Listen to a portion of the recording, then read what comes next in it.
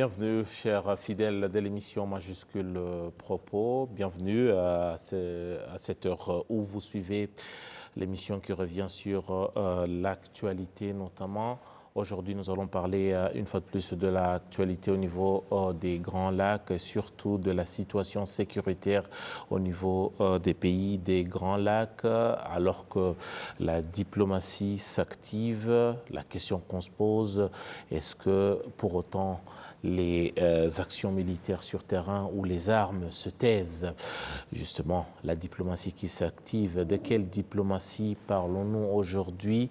Nous avons passé plusieurs semaines des tensions au niveau de la région des Grands Lacs, notamment dans la partie est de la République démocratique du Congo, qui attire l'attention de tous les Grands Lacs et aussi les Grands Lacs élargis qui s'activent aujourd'hui. On a assisté à la tournée du président Lorenzo d'Angola, qui est passé tour à tour à Kigali et à Kinshasa. Qu'est-ce que le président Lorenzo a parlé ou quels ont été les échanges avec ses homologues? Quelle est la situation sur le terrain avec notamment l'arrivée d'un millier de militaires kenyans sur place dans la partie est de la République démocratique du Congo?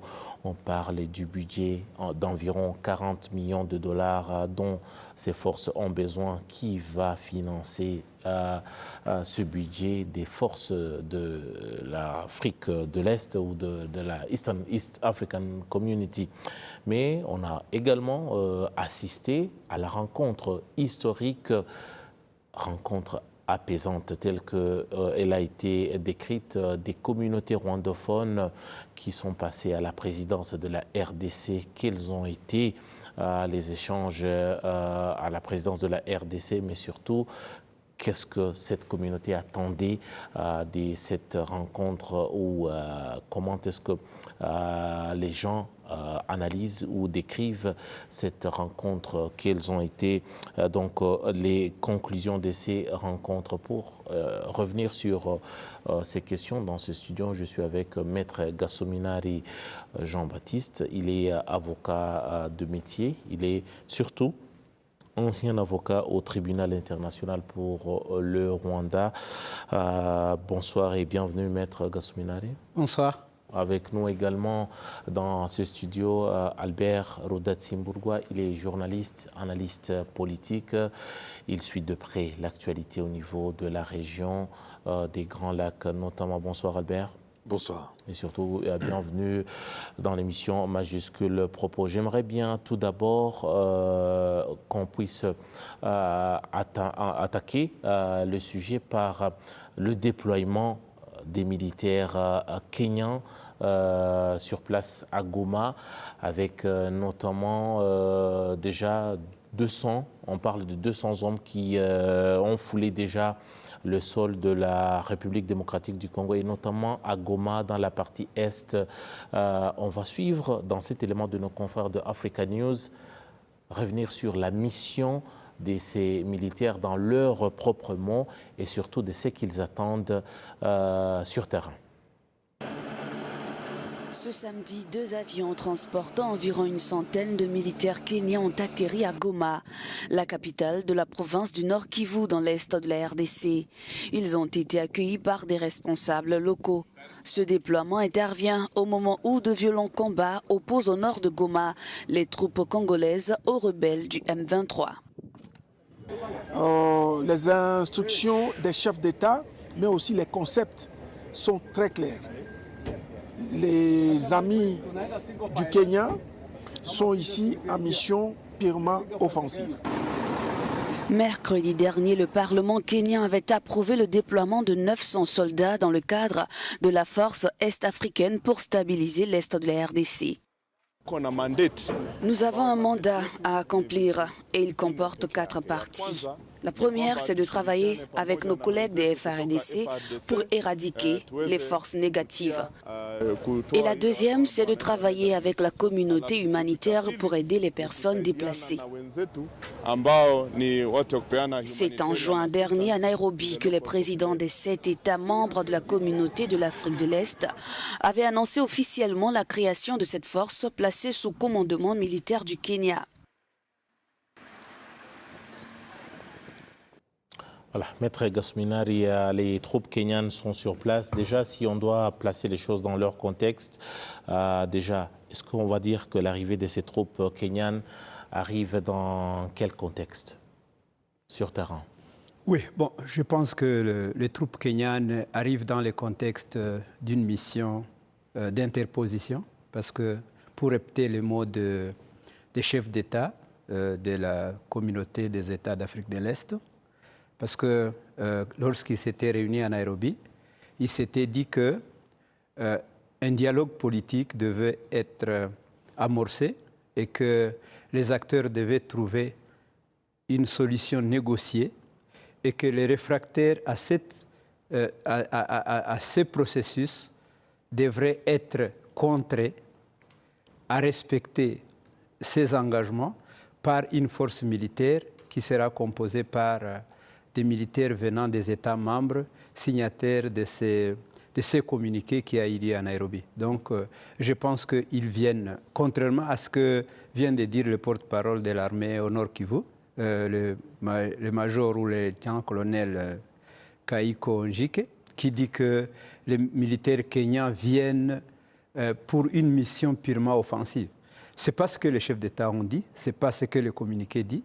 Le communiqué avait dit que après le processus politique qui sera organisé à Nairobi, piloté par le gouvernement kenyan et dont le médiateur sera l'ancien président du Kenya, son Excellence Uhuru Kenyatta, qu'après ce dialogue, c'est à ce moment-là qu'ils allaient évaluer, voir si un accord a été conclu et que les termes de l'accord qui auront été conclus devront être mis en œuvre et que les réfractaires à ce processus allaient subir des opérations militaires de ces contingents venant de ces pays. Donc je pense que, et d'ailleurs j'estime bien que les militaires kenyans ont été déployés sur le terrain avec en tête ce mandat qui leur a été donné par la conférence des chefs d'État, le chef d'État des États de la communauté d'Afrique de l'Est. Albert, est-ce que, si je comprends bien les propos de Maître Gasminari, est-ce que la contradiction entre ce qu'a dit le porte-parole de l'armée kenyane et ce qu'a dit le porte-parole de l'armée des FARDC au Nord Kivu, les deux ont décrit un mandat ou une mission différente. Déjà, est-ce qu'on est parti sur quelle base? Est-ce qu'il y a déjà, on part sur des bases d'un entendement différent de la mission? Est-ce que ce n'est pas un message que peut-être lui voulait passer à la population? Je crois plutôt que ça illustre très bien la réalité de tout cela. Parce que malgré ce que mon collègue ici dans l'émission dit, on voit aussi que tous les accords, toutes les rencontres qu'il y a déjà eu depuis qu'il y a une crise, on parle toujours de négociations. On a le président du Congo qui dit oui. Enfin, il ne dit même jamais oui, mais on sait qu'il est là, qu'il est présent. Et dès qu'il revient chez lui, il fait tout à fait l'opposé de ce qui a été décidé. Parce que ce soit Nairobi, Bujumbura, Luanda, il y a une feuille de route, il y a une question de négocier. Et pourtant, ses forces à lui, depuis, ne font que essayer d'attaquer. Donc, et chaque fois il l'a dit, si cet officier-là à Goma, à l'aéroport Goma, dit cela, il ne faut pas oublier que le président lui-même, Tshisekedi, avait annoncé ils vont venir par Bunagana, ils vont venir rentrer en force. C'était ça, c'était ce qu'il avait annoncé. Ça ne s'est jamais produit. Maintenant, d'un côté, il y a le Congo. De l'autre côté, il y a la région. Même ici, il y a aussi les Grands Lacs, je sais qu'on va y revenir là-dessus. Maintenant, je me demande aussi quelle est la réelle position de la région. Parce que, je veux dire, comment le Kenya va venir... Lorsque vous dites la réelle position de la région, oui, ça veut dire par rapport à quoi? À la situation sur le terrain ou par rapport à la mission? Par rapport à ce qu'ils ont dit, est-ce qu'ils font? Est-ce qu'ils font? Tu vois, c'est ça le problème. Mais déjà, si ces troupes sont sur place, oui. Par accord est-ce qu'ils devaient être sur place tout seuls? Est-ce qu'ils devaient être seuls? Je te pose la question. Ma question est de savoir, sont-ils là dans le cadre d'un accord conclu entre membres de cette région, de Djumouya ou de la communauté est-africaine? Je n'ai aucune information pour savoir aujourd'hui si les autres membres de la communauté est-africaine Endossa ou si aujourd'hui ils sont au courant, s'ils sont au courant du briefing qu'a le contingent kenyan. Je ne sais pas. Je ne pourrais pas le savoir. Et donc, je me pose beaucoup plus de questions que je n'ai de réponses à partager. Mais ce que je vois, c'est que rien, jusqu'aujourd'hui, rien de ce qui a été proposé. Donc c'est chaque fois qu'on revient à ça. Et pendant tout ce temps-là, les combats n'ont pas arrêté. Je veux dire, pendant tout ce temps-là, le Congo s'est même permis de violer l'espace aérien et le sol, et de fouler le sol avec son aviation au Rwanda. Mais tout aurait pu aller en catastrophe. Je veux dire, le Rwanda aurait pu descendre cet avion. Ils étaient tout en droit. Ils ont une certaine retenue. Ils auraient pu le retenir. Et donc tout ça s'est accumulé. Et je ne crois pas qu'on voit une progression que je dirais qui aurait été logique depuis la première rencontre de Nairobi. Pas du tout. L'accord de Nairobi, Maître Gassuminari, Albert parle d'un contingent kenyan qui débarque dans le cadre de la communauté est-africaine, mais tout de même, il pose une question. Les Kenyans arrivent seuls sur terrain. Est-ce que vraiment la mission qu'ils ont est une mission qui est en harmonie avec les accords? Bon, d'abord, j'aimerais qu'on corrige une chose. Il n'y a jamais eu des accords de Nairobi. Donc, il y a eu un sommet des chefs d'État qui a décidé sur un nombre de questions. Et d'ailleurs, pour votre information, le Kenya n'est pas le seul sur le sol congolais. Mais on se demande par contre, quel est le mandat que le Kenya a au Congo? Parce qu'avant le Kenya, le Burundi était entré par le Sud Kivu. Il y a de cela plus d'un mois maintenant. Avant, ils avaient annoncé que c'était dans le cadre de la force des États d'Afrique de l'Est. Par la suite, ils ont démenti. Ils ont dit que c'était un arrangement bilatéral avec, entre la RDC et le Burundi. Bon, on ne sait pas s'ils sont là, en quelle qualité. Bon, comme vous veniez tout de suite de les souligner, peut-être que les Kenyans aussi sont venus avec une autre mission, qui n'est pas une mission leur assignée par le chef d'État de la sous-région, donc de la communauté des États d'Afrique de l'Est. Moi, je pense que les acteurs savent mieux pourquoi est-ce qu'ils sont là, mais notre position en tant qu'observateur indépendant et neutre, c'est que ce n'est pas les troupes étrangères qui manquent au Congo. La MONUSCO, il y a une force qui a duré pendant plus de 20 ans et qui compte le plus d'hommes, plus de matériel que 900 militaires kenyans qui ont été déployés ou qui vont l'être d'ici là. Parce que là, le journaliste nous disait que seulement 200 ont atterri, mais que 900 ont été autorisés à aller au Congo. Donc, je pense que le pays bénéficiaire de ces forces étrangères qui viennent pour dire, parce qu'ils disent qu'ils viennent pour une mission offensive, c'est très bien pourquoi est-ce qu'ils sont là. Mais je me demande, comme je le disais, parce qu'il y avait d'abord la MONUSCO originelle, puis il y a d'abord la MONUC, puis la MONUSCO, et puis la brigade d'intervention de la MONUSCO, et puis les forces kenyanes et burundaises et consorts. Moi, je ne pense pas que l'amalgame de forces étrangères va résoudre le problème sécuritaire à l'est du Congo.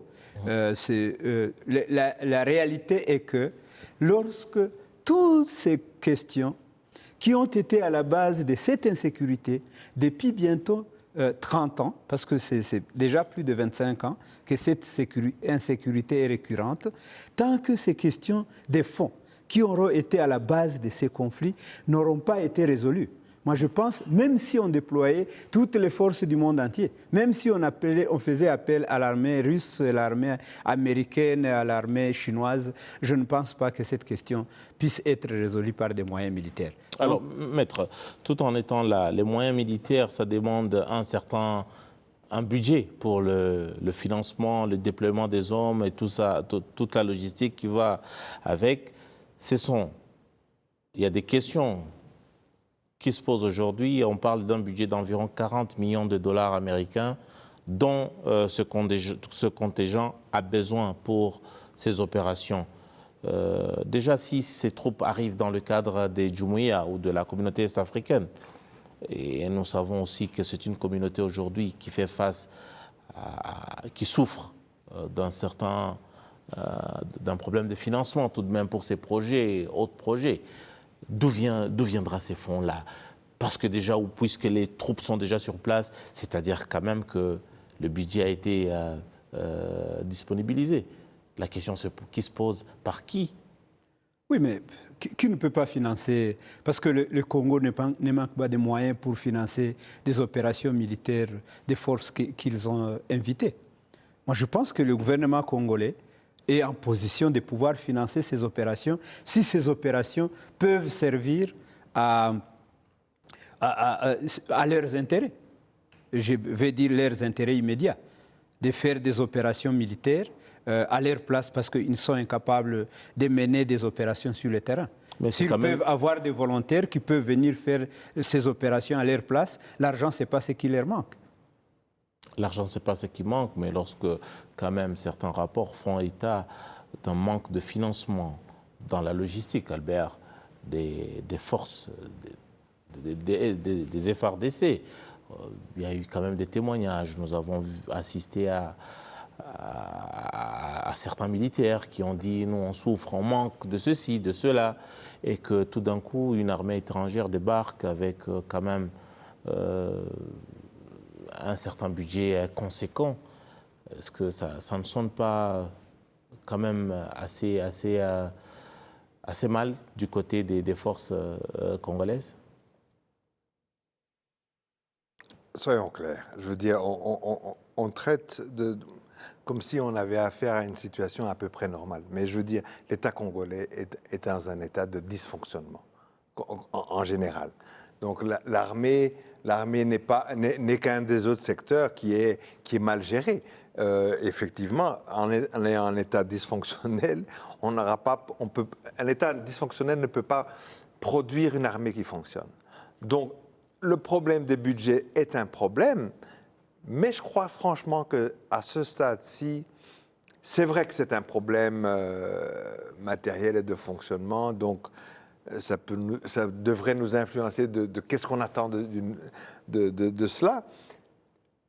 Mais il y a d'autres questions qui se posent, parce qu'il est vrai que, comme Gassoumina disait, il n'y a pas eu de réels accords, ou des accords comme, je dirais, sur lesquels tout le monde met sa signature avec tel paragraphe, tel alinéa.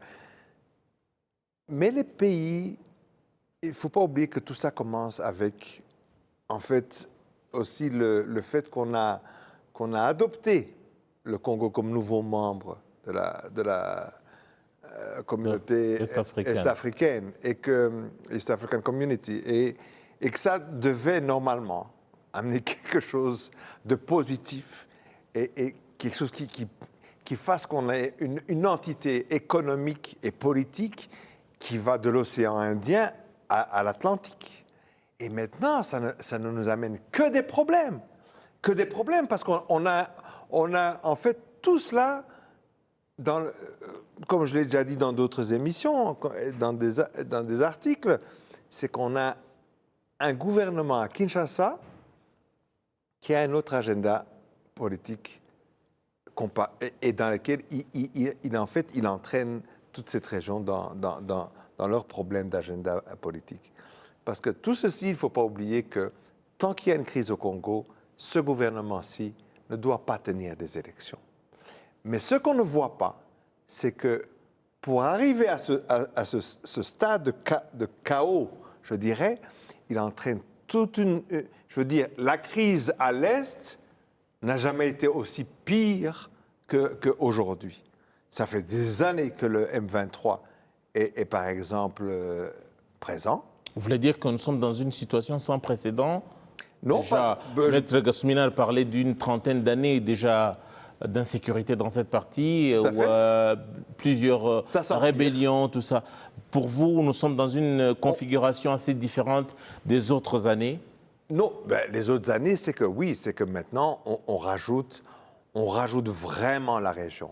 Je veux dire d'une autre façon, mais même si elle était déjà présente dans le passé, parce que dans le passé, c'était la Tanzanie, mais là, on voit que ce sont des individus. Il y avait Kikwete comme président en Tanzanie, il y avait Zuma en Afrique du Sud avec la SADC, et comme le Congo est membre de la SADC aussi, qui avaient vraiment des intérêts personnels dans le deal qu'ils avaient avec Kabila. Aujourd'hui, il y a aussi des gens qui parlent que Tshisekedi aurait des deals avec Uhuru ou bien le président Ruto. Ce sont aussi des choses qui se disent. Si elles sont vraies, elles ne sont peut-être pas vraies, mais peut-être qu'elles sont vraies d'office. Et que donc aujourd'hui, ça entraîne tous ces pays. Ça veut dire que le Congo est comme cet endroit qui vous entraîne dans quelque chose qui est vraiment sale, qui est vraiment... le Congo s'entraîne dans sa propre malédiction de violence, de chaos, parce que ça fait que toute une partie du Congo ne fonctionne pas. Et là, on dirait que les autres pays sont en train de rentrer là-dedans. Et surtout que tous les autres pays croient toujours que ce Congo, c'est un Eldorado pour tout le monde. C'est tellement riche. Alors, Albert, si je comprends bien vos propos, est-ce que vous craignez le déchirement de la région? Si déjà il y a des intérêts personnels, individuels, des États membres d'une même communauté ou des mêmes communautés, nous parlons de la communauté est-africaine, nous parlons de la région des Grands Lacs élargie, si des pays, des individus ont chacun des intérêts personnels ou individuels, alors les intérêts de la région. Vous avez peur que ça va tomber à l'eau et qu'on tombe dans un cycle infernal? Non, pas vraiment. À part que c'est la première fois qu'on va devoir tenir compte d'un élément, d'avoir un nouveau, je dirais, membre qui est le Congo. Et le Congo n'a montré que ces 30 ans dont il parlait aussi, oui, c'est aussi 30 ans d'un État sans État.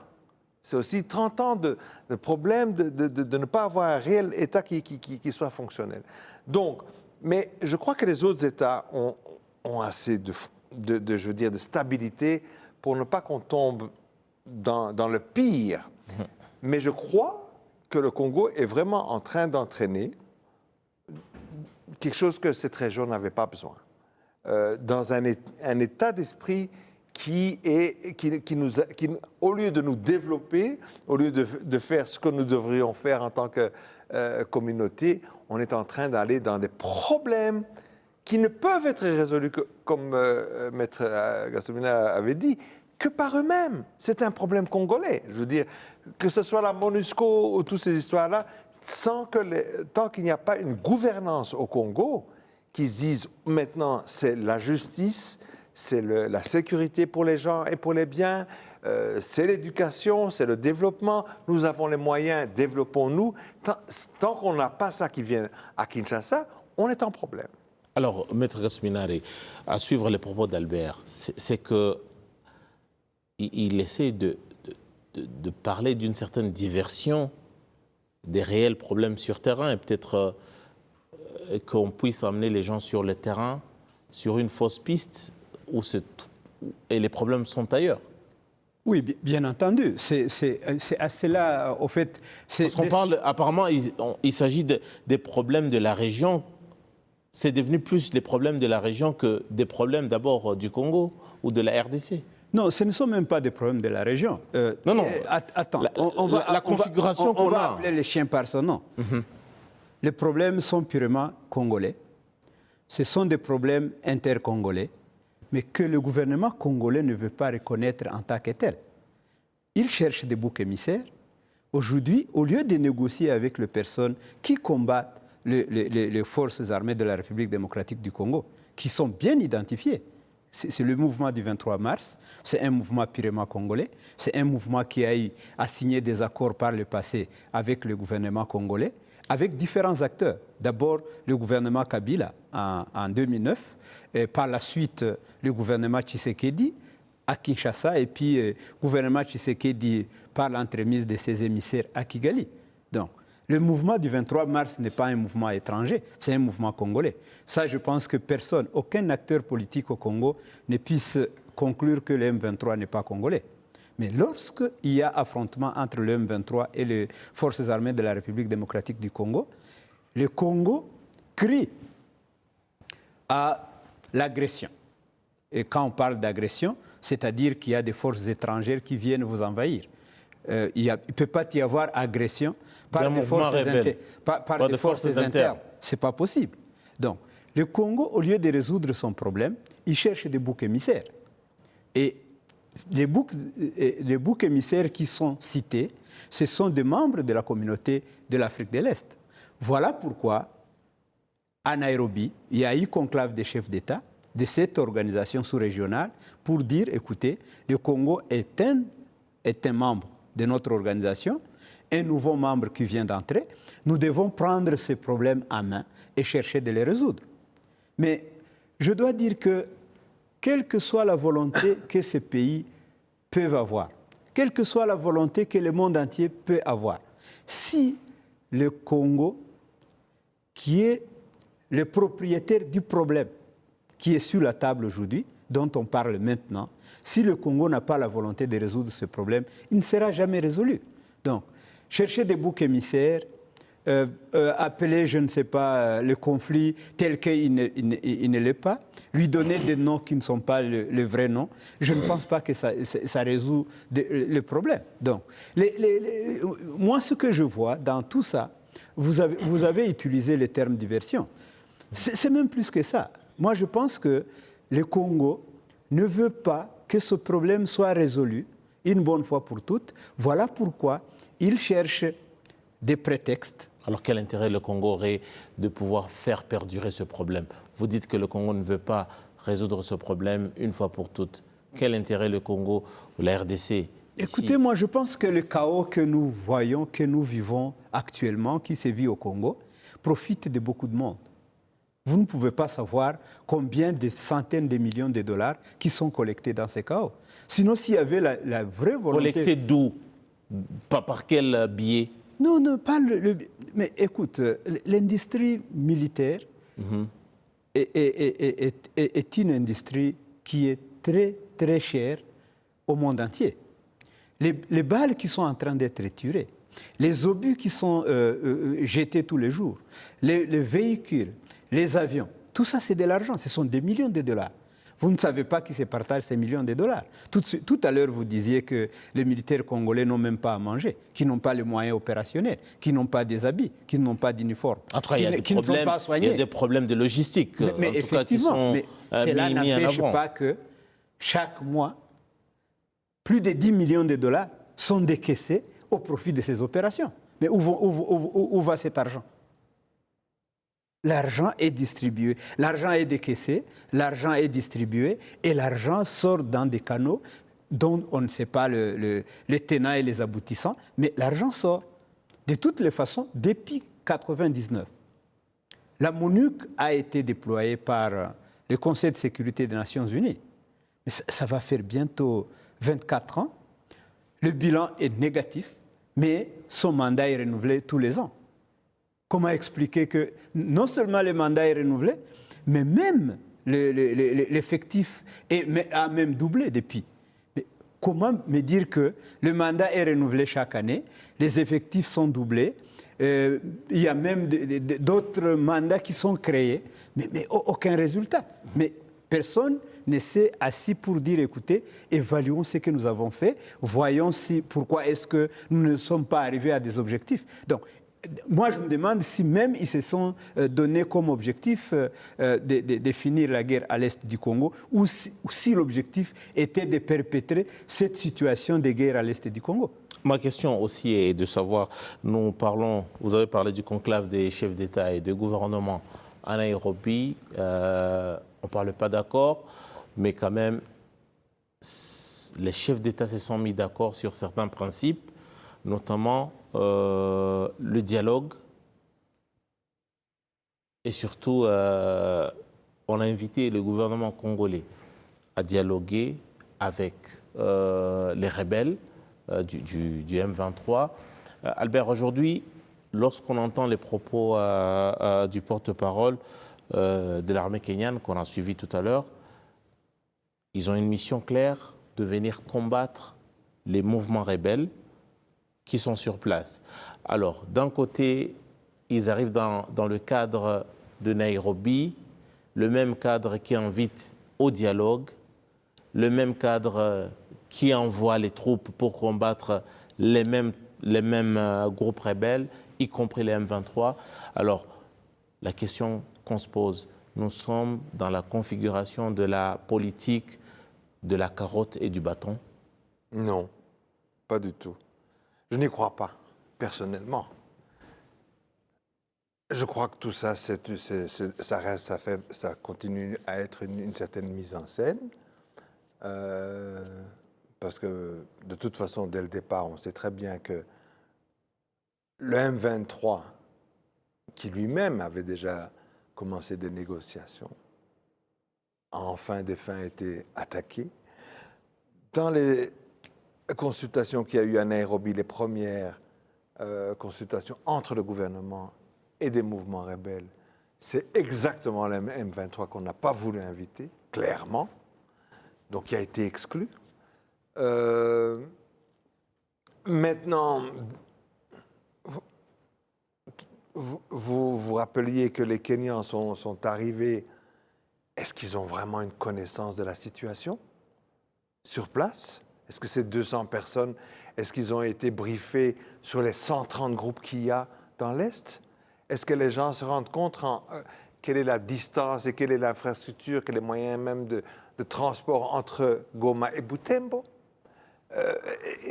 Donc tout ça, ça me paraît vraiment une mise en scène. Mais il y a quand même quelque chose qu'on ne touche pas et que je crois qui est fondamental. Parce qu'au-delà de la East African Community ou la communauté est-africaine, il y a la communauté internationale. On sait aussi très bien, il y a un groupe qu'on n'a pas nommé depuis qu'on a commencé cette émission. Il y a le FDLR, qui n'est pas un groupe, c'est un peu comme l'ADF, qui n'est pas un groupe congolais, qui est un groupe en fait, d'ailleurs les FDLR ce sont des Rwandais, les ADF ce serait une partie en Ouganda. Ce ne sont pas de simples, donc ils ne sont pas autochtones. Mais le fait que depuis 28 ans, premièrement en 1994, on ait empêché que le régime génocidaire s'écroule complètement en lui donnant une porte de sortie vers le Congo, vers le Zaïre à l'époque. Il ne faut pas oublier qu'en 1994, les génocidaires, quand ils sont battus, à cause du déploiement du FPR, ils sont obligés de choisir deux chemins pour se sauver. L'un va vers la Tanzanie et l'autre va vers le Zaïre. C'est le même nombre de gens. Ils ont fait les mêmes dégâts. Ils sont armés jusqu'aux dents. Arrivés en Tanzanie, la Tanzanie qui n'était pas un État dysfonctionnel, qui est un État normal à ce moment-là, va désarmer tous les réfugiés, va les mettre bien au-delà de 100 km de la frontière, et la Tanzanie n'est jamais tombée dans le chaos. Ces gens n'ont pas eu un impact dans leur société, et à un certain moment, ces gens sont rentrés. Et on n'a jamais eu de problème avec la Tanzanie, et il n'y a jamais eu de FDLR en Tanzanie. Au Zaïre, les Français ont trouvé, à travers Turquoise, une façon à ce que ces forces ne soient pas battues. Arrivé en 1994 là-bas, c'est les régions du Kivu qui ont directement souffert de leur présence et de leur violence et de leur idéologie génocidaire. Les mêmes gens, parce que pour que les gens qui nous suivent comprennent, c'est qu'à nos frontières avec le Zaïre, comme en Tanzanie, ou au Burundi, nous avons des populations qui sont des deux côtés. Donc, je veux dire, on a de l'autre côté de la frontière, au Congo, jusqu'aujourd'hui, des populations rwandophones, jusque dans le sud Kivu. Et les génocidaires, à l'époque, n'ont pas été désarmés. Mais pire que ça, les Français les ont réarmés. Ils ont créé le RDR pendant qu'ils étaient encore dans les camps. Quand on a fait la guerre au Congo, au Zaïre, et qu'ils ont été, en fait, à ce moment-là, en 1996 en 1996, et qu'ils ont été battus, c'est Laurent Désiré Kabila qui, quand il commence la guerre contre le RCD, donc contre ses anciens collègues, en 1998, en 1998, c'est là que lui-même va aller chercher les restes des FDLR en Centrafrique, au Brazzaville, Congo-Brazzaville, dans les forêts encore de Massissi qu'il y avait encore.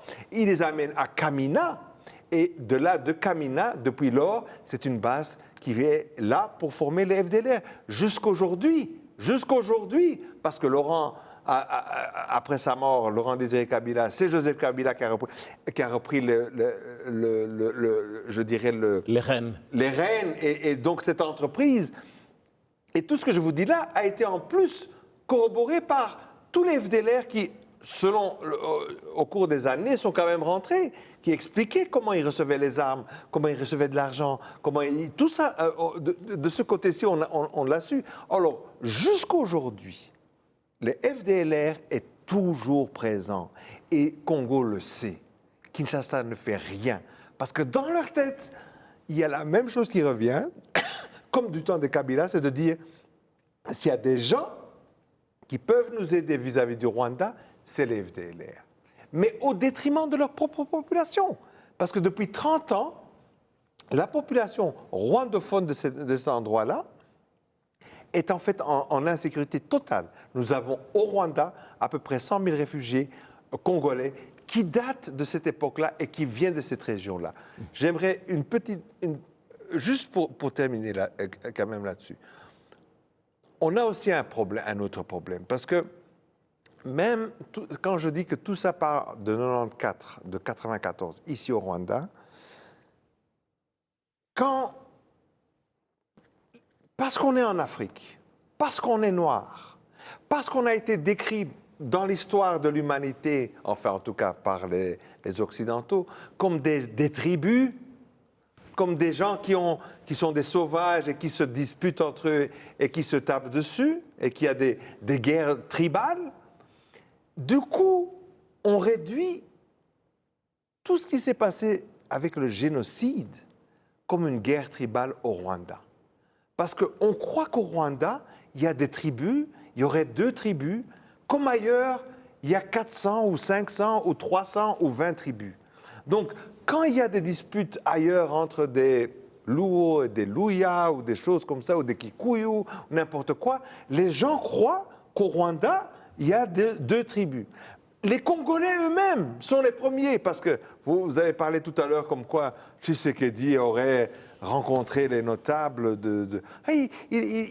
D'abord, il accueille soi-disant des Hutus. Dans sa tête, c'est une tribu, puis des Tutsis, comme si c'était une autre tribu. Là, on va revenir là-dessus.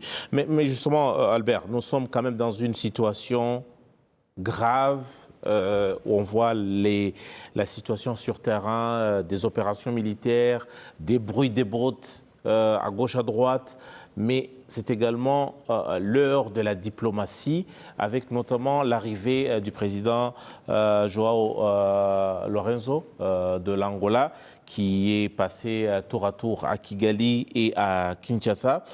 Justement, j'aimerais bien, on n'a pas eu de communiqué, en tout cas des entretiens avec le président Paul Kagame ou encore des entretiens avec le président Félix Tshisekedi. Mais là, par contre, il y a le ministre des Affaires étrangères de l'Angola, Tete Antonio, qui, déjà, lui, aux côtés de Christophe Lutundula, il explique à la presse, déjà, les tenants et les aboutissants, mais surtout le contexte dans lequel la tournée du président Lourenço s'inscrit. On va le suivre.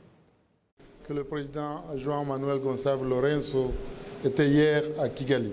Já que perguntaram no início que o presidente João Manuel Gonçalves Lourenço estava ontem em Kigali. Il vous souviendra, mesdames et messieurs de la presse, Ireis lembrar que senhoras da imprensa, qu'étant réunis dernièrement à Luanda, sendo reunidos ultimamente em Luanda, le ministre des Affaires étrangères et des Relations extérieures de 3 pays, os ministros de Relações Exteriores dos 3 países, c'était convenu qu'il fallait poursuivre tous les efforts era convenido que era preciso acompanhar todos os esforços prévus dans la feuille de route de Luanda no sentido do roteiro de Luanda et aussi dans les communiqués conjoints e no comunicado conjunto de la commission mixte RDC-Rwanda. da Comissão Mista RDC-Rwanda. Et nous sommes tous conscients Todos nós ficamos conscientes de la situation qui prévaut aujourd'hui à l'est de la RDC. da situação que prevalece hoje no leste da RDC Et il est bien normal e fica bem normal que le président Lourenço, que o presidente Lourenço, en tant que médiateur, sendo mediador, adapte aussi son action possa adaptar também a sua ação à l'évolution de la situation. na evolução da situação. Et le président Lourenço, dans ce cas, E o presidente Lourenço, neste caso, a donc jugé qu'il fallait se rendre à Kigali assim julgou que era preciso ir para Kigali et aussi à Kinshasa e também em Kinshasa pour s'entretenir avec les chefs d'État respectifs. para poder entreter-se com os chefes de Estados respectivos.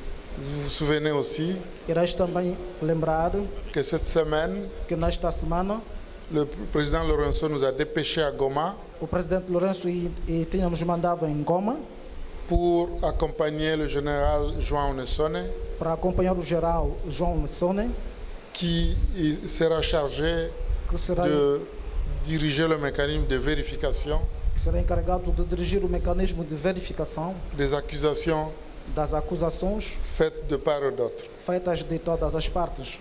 Cette action du président Lourenço Esta estação do presidente Lourenço aussi s'inscrit também inscreve-se dans le cadre no quadro de la montée des actions, que ce soit dans le processus de Nairobi, da subida das ações que seja no processo de qui Nairobi, consiste à déployer les contingents de l'Afrique de l'Est, consiste em desenrolar os contingentes da África do Leste, que le processus de Luanda, que o processo de Luanda, consacré donc dans la feuille de route de Luanda. consagrado no roteiro de Luanda. Voilà l'esprit autour duquel Aí está o espírito em torno do qual s'inscrit se inscreve le déplacement du président o Lourenço, deslocamento do presidente Lourenço, que ce soit à Kigali comme à Kinshasa. que seja em Kigali ou seja em Kinshasa.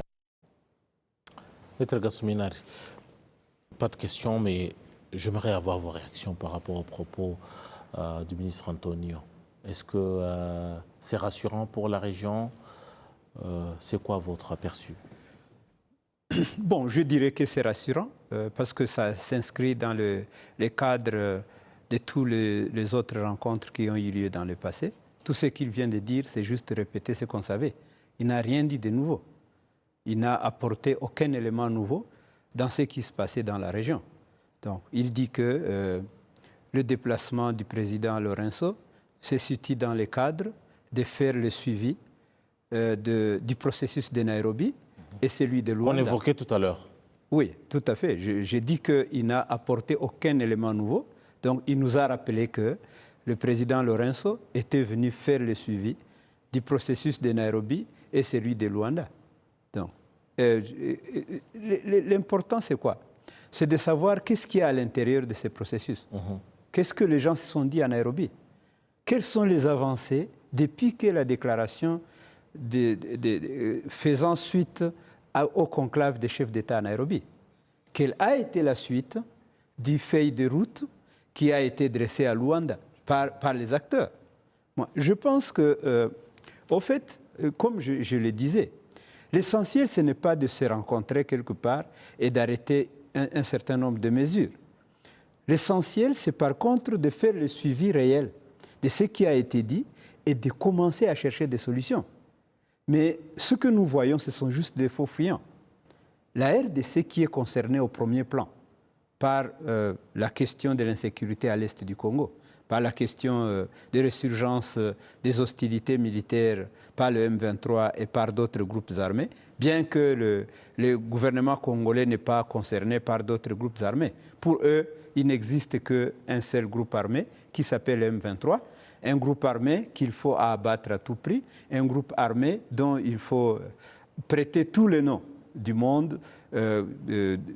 Tantôt ils disent que c'est un mouvement terroriste, tantôt ils disent qu'ils ne peuvent pas négocier avec ces mouvements, mais ils ont gardé silence radio à propos de tous les autres groupes armés qui sont opérationnels à l'est du Congo, Pour quel intérêt selon vous? y compris les FDLR, le y compris EDF Nalu, les deux mouvements, les deux groupes qui sont depuis plusieurs années étiquetés comme des groupes terroristes par le Conseil de sécurité des Nations Unies, qui est l'organe des Nations Unies habilité à le faire. On a le processus de Nairobi et de Luanda.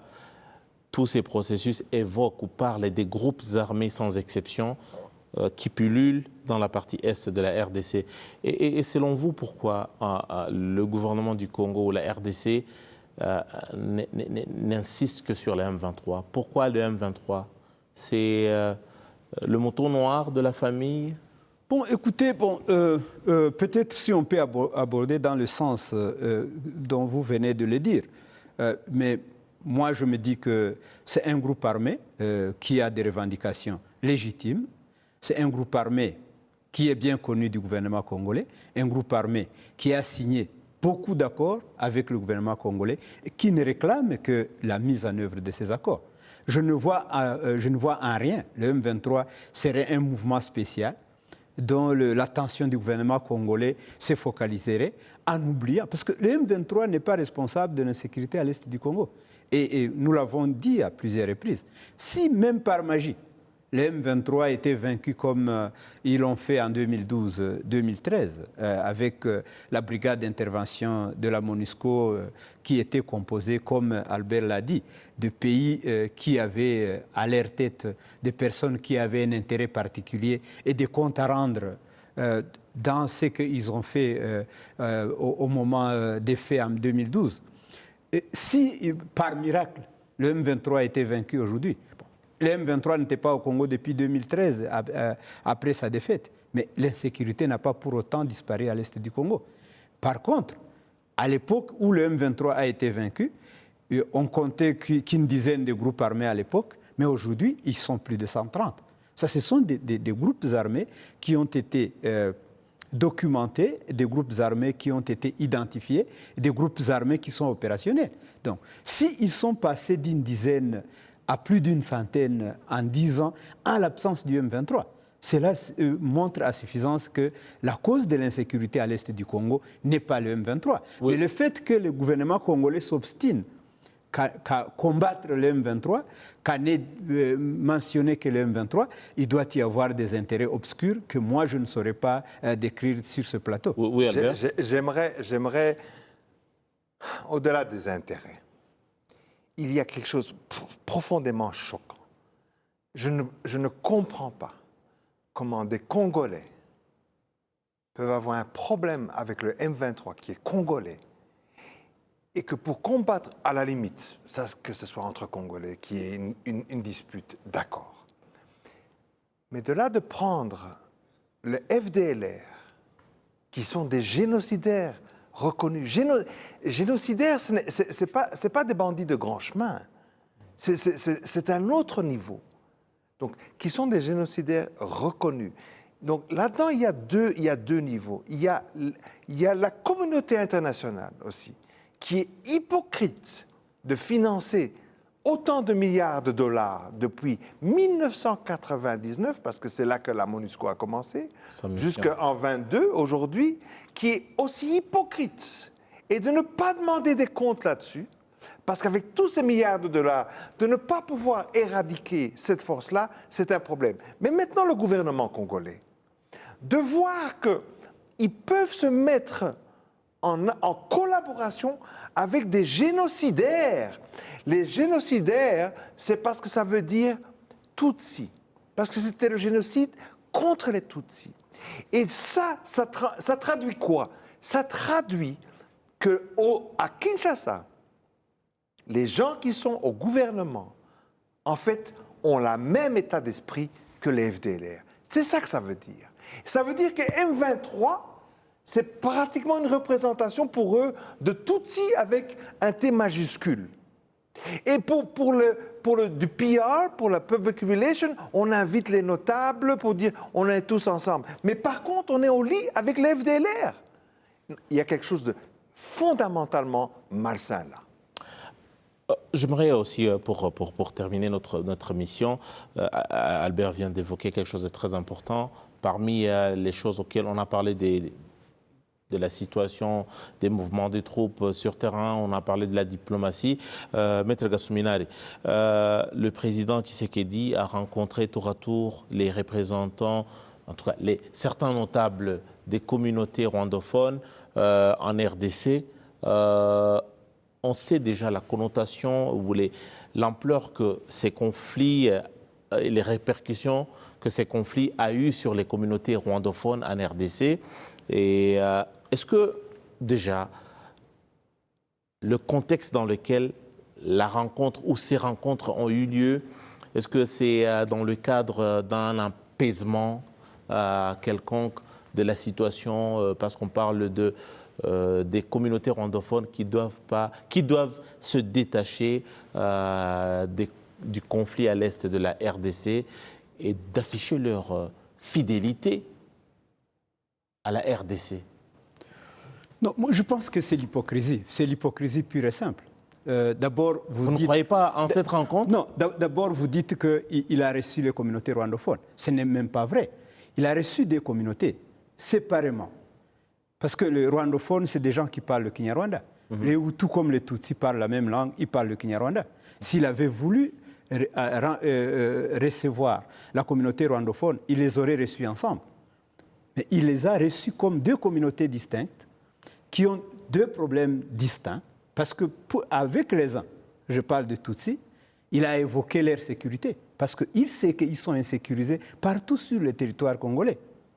Et ces notables, entre guillemets, ces gens que vous appelez des notables, si vous leur demandiez aujourd'hui où se trouvent les membres de vos familles, personne ne saurait vous répondre où ils se trouvent, parce qu'ils ne savent pas où ils se trouvent.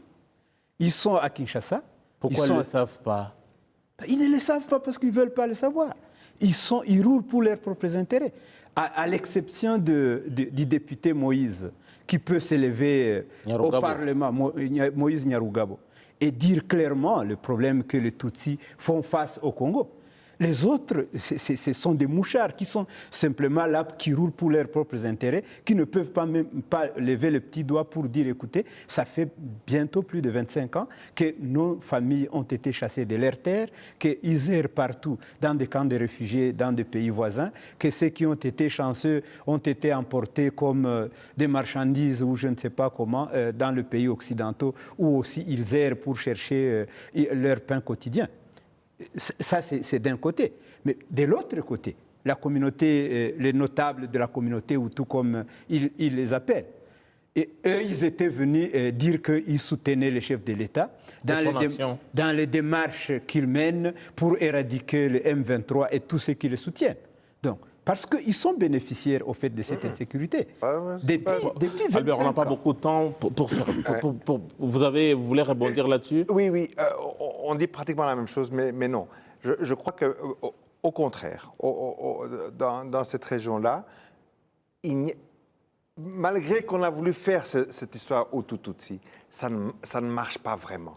Donc je veux dire... C'est une carte qui ne marche pas? Qui ne marche pas dans cette région. Je pourrais vous dire, mais on n'a plus le temps. Parce que ce que la communauté, soi-disant, ou qui représentait les Hutus, lui ont dit, c'est pas ce qu'ils voulaient entendre. Ils ont été très polis, mais en fait, les deux, de toute façon, ont d'une certaine façon exprimé le fait que le M23 est de là. Que eux-mêmes, ils sont ensemble. Que le problème n'est pas le M23.